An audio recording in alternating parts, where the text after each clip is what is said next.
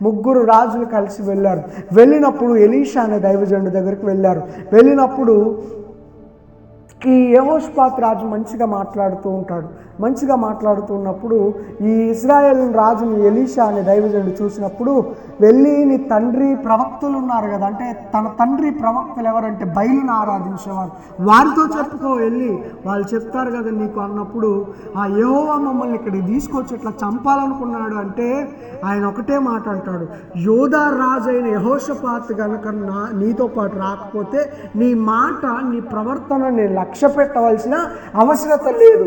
యూదా రాజు వచ్చిండు కాబట్టి నీకు గౌరవం నేను ఇచ్చా అని చెప్పేసి అంటాడు. అప్పుడు వెంటనే ఏమంటాడంటే, ఓకే సరే, ఒక మంచి వాయిద్యం, ఒక టాలెంట్ కలిగిన వాయిద్యం వాయించే వ్యక్తిని నా దగ్గరికి తీసుకొని రండి అంటాడు. తీసుకొని రన్నప్పుడు ఆ టాలెంట్ కలిగిన ఆ వ్యక్తి వాయిద్యం వాయించినప్పుడు ఆ వ్యక్తిపై, ఆ దైవజనుడిపై దేవుని ఆత్మ దిగి వస్తుంది అనమాట.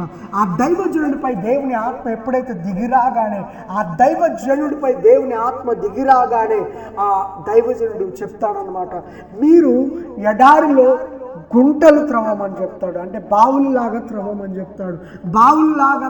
చెప్తాడు. కానీ ఈ ఎడారిలో అసాధ్యమే, కానీ యెహోవాకు సమస్తము సాధ్యము.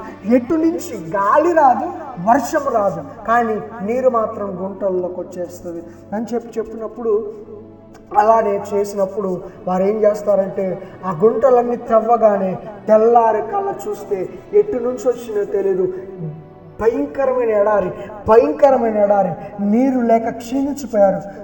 ఉదయం కాగానే ఎటు నుంచి వచ్చినో తెలియదు, ఆ గుంటలలోకి నీళ్ళు వచ్చి ఆగినాయి. ఆ గుంటలలో